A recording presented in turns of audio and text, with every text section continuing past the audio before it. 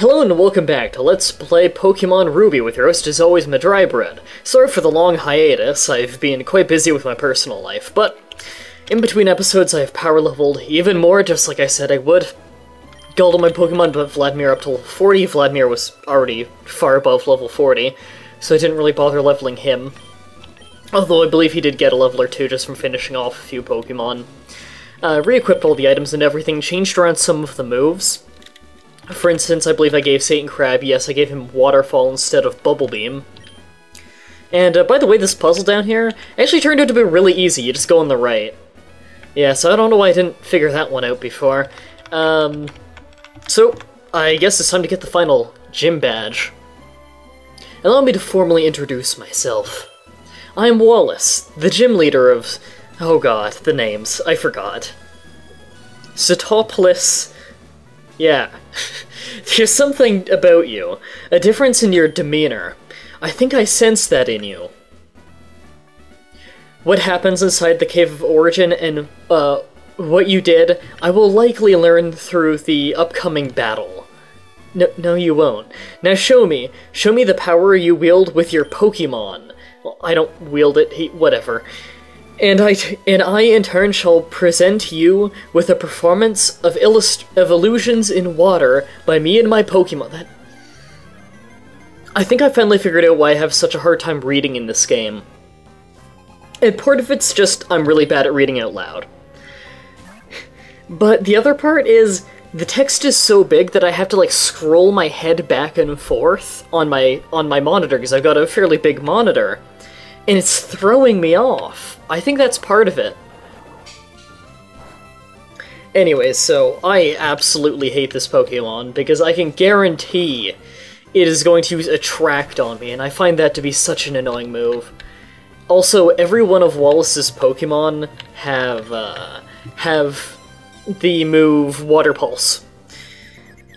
Sweet. Oh, that's Confusion. Great. Water Pulse is it's an alright kind of a medium power water move with a high accuracy, but has a 20% chance of causing confusion, so that's gonna get awful annoying. I think I'm just gonna get Vladimir to maul this thing. I can probably take out the rest of the team without him, assuming I don't get confused too much. This is the main one I was worrying about. This and another one you'll see later. Oh, come on. You know, I'm a much higher level, I can still take it using Crunch. So, I was looking up on Bulbapedia a bit. Turns out that if you're playing Emerald version, you don't actually fight Wallace here. Apparently you fight, I think his name was Jean? I don't remember exactly, but apparently it's the guy who trained Wallace. And Wallace will instead be part of the Elite Four. Just cool little differences, and that got me to thinking, what's canon in this exactly? Like, in canon of the series, are Ruby and Sapphire canon? Or is just Ruby or just Sapphire, because they even have different gangs? Or, well, the gangs are in different positions? Or is it Emerald? Because I would assume it's Emerald, I guess. And in that case, does that mean that Yellow and Crystal are canon? And I guess Platinum, and I don't think there's a third version for Black and White yet. I don't know, Gray. But... which one's canon? Like, is there an actual canon of these games? Like, I know that there is a sequence of events, like I know that second generation happens after first generation and third happens at the same time as first, or at least that's what I've been told. So I'm kind of curious, if anyone knows, let me know in the comments, because I don't know. There's something else I was going to talk about. Oh, right, I should probably switch my Pokemon because this guy's gonna have some ice moves. Am I right? Am I... yep. This is gonna hurt. Crit will probably kill me. Oh, wow, I thought I'd do a little more. And my attack fell, wow. Yeah, I'm gonna switch out to... I'll switch to Dirk, I don't want to use Vladimir. I was thinking about the 3 legendary Pokemon, like the legendary trios that are in each of these games. I was thinking about that, and I know there's like a name for it, I don't remember the name for it. But, okay, let's just look at the art for it and like the creativity behind them in the first games. In the first generation, let's look at it. You have Zapdos, Articuno, and Moltres, which are birds of electricity, ice, and fire. And each one has their own very unique design, but you can tell like they're supposed to be related in some way, like you can tell that they're a trio. And it's cool, because like the electric one, Zapdos, for instance, it has these jagged edges, like when you see electricity curve. And, you know, Moltres, it has this kind of soft, flowing look to the edges of its wings, you know, because it's like flames coming off of it, and the design of it makes sense. And then you look at the second generation one, which are, what is it, Entei, Suicune, and... don't remember the electric one's name off the top of my head, but I can picture it. Something with an E. Electra, or I don't know, something. So, all three of them, again, they have similarities, but they look very different. They still kind of fit their element, but I'll admit not as much as the first generation ones. Not that that's necessarily negative, because you can clearly look at it and say what element it is. Although Suicune you might say water. In fact, I'm not even 100% sure if it's water or ice. I'm pretty sure it's ice, though. But you can tell from their coloring and some of their design and stuff what elements they are. I mean, like, Entei's got, like, a picture of flame on his forehead or something, and the electric one, I think his tail's like a lightning bolt. And then you come to third generation, and I've got really mixed feelings on the legendaries in third generation of the Regice, Registeel, and Regirock, I believe. And it's not because they're different elements, because, yeah, I have no problem with that. In fact, I like Rock type, I like Steel type, and, was it Ice? I like Ice. I think those are all three cool types. They're not necessarily the most practical, especially Ice. With Ice, most people consider Ice to be the worst defensive element to have, just because there's so many things good against it. And I think the only thing that Ice has resistance to is Ice, which is already a really rare element for attack. So all around, it's not all that useful for defense. But anyways, the three of them, my big problem is with their design, where you could so easily make these things really cool and imposing. Like, I can picture it now, you're in this dark cave, you're walking around, you know, you're just bobbing around this cave with your Pokemon and stuff. Think about this, like, close your eyes, because this fight is boring. Close your eyes and look in your mind's eye. It's a dark cave, the only glow you have is, like, your Voltorb rolling around beside you using flash, and he's, like, illuminating some light, let's say. Or, I don't know, maybe you've got, like, a Magmar beside you and the flames on him. He's got some flames coming off of him, and it's just kind of got a glow around you. You can't really see that far. You can see the kind of outlines of the cave. And it opens up into this big, big cave. We're talking, like, you could have 20 of yourself standing on top of their shoulders in a tower before you touch the ceiling. It opens up into this massive wide area. And all you see in front of you is this vague outline as your eyes start to adjust. This vague outline of this towering behemoth with the shoulders, the arms. It's a general humanoid shape, but this thing is built like the biggest tree you've ever seen on legs. Like, it's like a castle standing in front of you. You can see the general outline, but you can see the 6 or 7 glowing dots on the face. I think it's supposed to be Braille or something. I don't know what the dots mean. I don't remember how many they are. I'm just kind of picturing these things in my head. But you see those glowing dots. That shit is terrifying to think about. Like, can you picture that? That is the coolest, most terrifying Pokemon.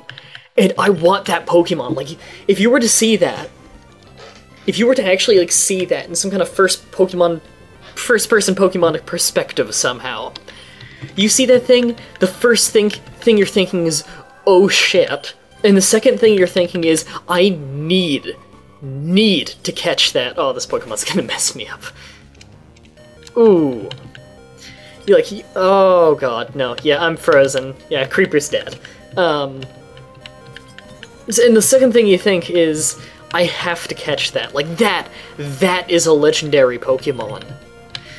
But when you look at every picture of, like, what these Registeel, Regice, Regirock actually look like, they kind of look like comic relief. Like, if you look at just their portrait and you picture it being really, really big, and maybe in a dark area or something, you're like, oh my god, that's cool.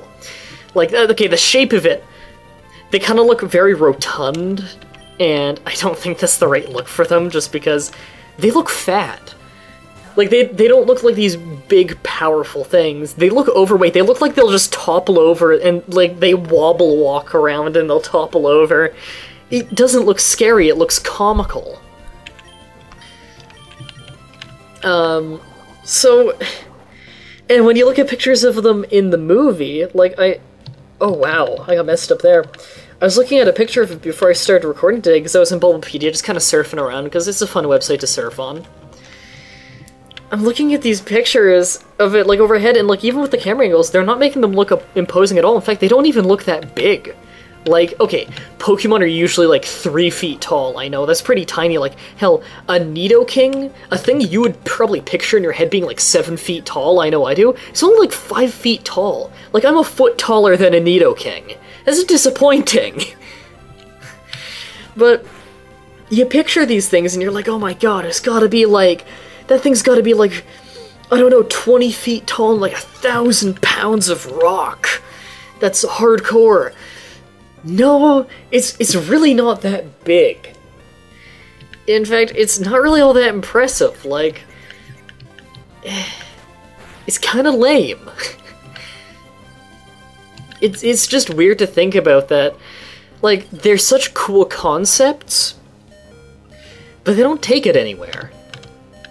And I have no hope of beating this guy without Vladimir, by the way, I'm gonna say right off the bat, because I'm pretty sure this guy's still got a Hyper Potion or 2 left.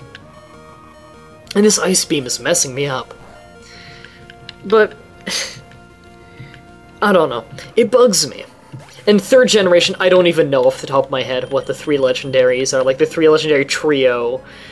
And for 4th generation, I don't remember either. I know that there's the... the weather-based Pokemon, like one's flying and the other one's flying at electric. And they jump around. I know those, but I don't think that's a trio. I'm pretty sure it's just there's one in each game. And I think it's if you catch one and you import the other... Oh god, it's got Recover. I think it's if you catch one and you import the other, then, if you catch one and import the other, then, like, a 3rd one appears. Which I guess is kind of cool, because, you know, I've got White version, my sister has Black, so we could catch the 3rd one. But, I don't know, not a big fan of Black and White. I could not get into those. Actually, I even had a harder time getting into 4th generation than 5th generation. I think it's mostly just because they took a bunch of old Pokemon that I loved and they gave them really pointless evolutions that didn't feel like Pokemon. Like, the evolutions didn't even really match. Like, the art style was so different. Look at Magneton, then look at, like, Magna whatever the 3rd one is. They don't even look like they're made by the same guy, but I'm pretty sure they are. But I'm rambling. Bravo! I realize now that your authenticity and magnificence as a Pokemon trainer. I find much joy in having met you and your Pokemon. You have proven yourself worthy of the Rain Badge. Accept it. Mah-Dry got 4,300 yen for winning. I think it's paying me in yen. Which is like, what, 43 bucks? I guess that's a good chunk of cash, but... I kind of proved myself to be one of the greatest trainers of all time. I'm kind of hoping for a bigger cash prize. Maybe it's just greed. Having that badge assures you the full obedience of all your Pokemon to every command you make. The badge also allows the use of the HM move Waterfall to scale waterfalls of cascading water. And also that you never forget the battle we shared. Take this. I believe this is the Water Pulse TM. Team I handed you contains Water Pulse. It's an okay move, but I think it's only got the same power as Bubble Beam, which Waterfall's stronger than. Waterfall's 80 damage, this is like 65, so... And you've got to have Waterfall by this point, so... what's the point? In use, it will occasionally confuse the target with ultrasonic waves. Alright. Okay, this seems dangerous to me. What if you just break your knees? How does he get out of his gym every day? How does he get in his gym every day? Does he have to get airlifted? Right, let's go heal up. And I think before we end this episode, let's get to the beginning of Victory Road. To help make up for that hiatus, I want to make this episode a little bit longer than usual. Also, you might notice that there's no watermark on this video. I think I'm just gonna stop doing the watermarks on videos I do on other people's channels, just because... I don't know, I don't even know why I started doing that. Like, now that I think about it, looking back on it, why did I ever choose to do that? Like, there's no point. I introduce myself at the beginning of every episode, so it's not like someone could, like, steal it and take credit for it or something. I mean, I'm giving commentary over it, so I don't really know why I decided to do that. So I'm gonna stop doing that, because sometimes it kind of gets in the way of the dialogue. Not that the dialogue is fantastic or anything, but, you know. Okay, now if I remember correctly, I just have to go to the right? Oops, that's the wrong, Actually, you know what, what's it, Playtime, 35 hours. I use the turbo button while I power level off screen. I'm pretty sure everyone does that, though. Okay, so I'm just going to the right. Bag. And I want a repel. Max repel. Thank you. Oh, I'm not looking for the power training I'm going to have to do before the Elite Four, but at least it won't be nearly as bad as in my Let's Play of Pokemon Gold over on my channel. Oh man, I think I power leveled with Turbo for about 2 or 3 hours. That was just hell. Okay, am I on the right track here? I don't know if I've ever heard this far into the song. Okay, I think I have to go down a bit more. Let's go around this thing.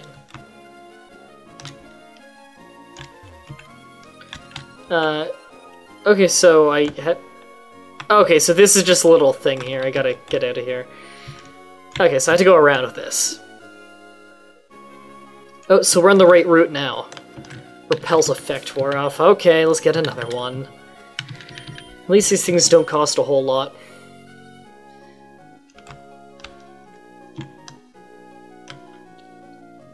Ah, he turned at the worst time.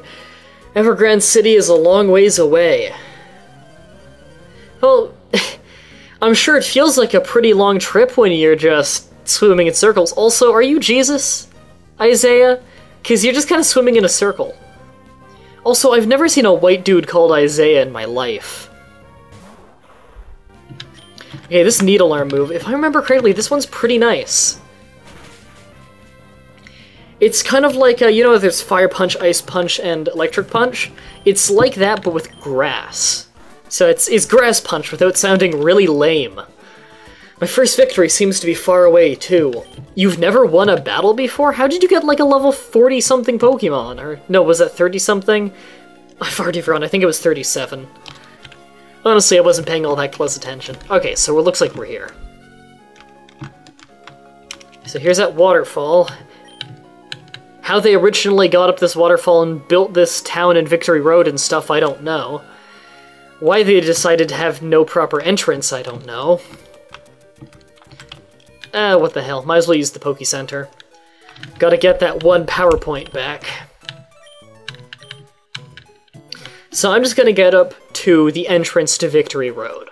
I don't remember if there's a route before that in this game. It's been a long time since I actually played this game all the way through.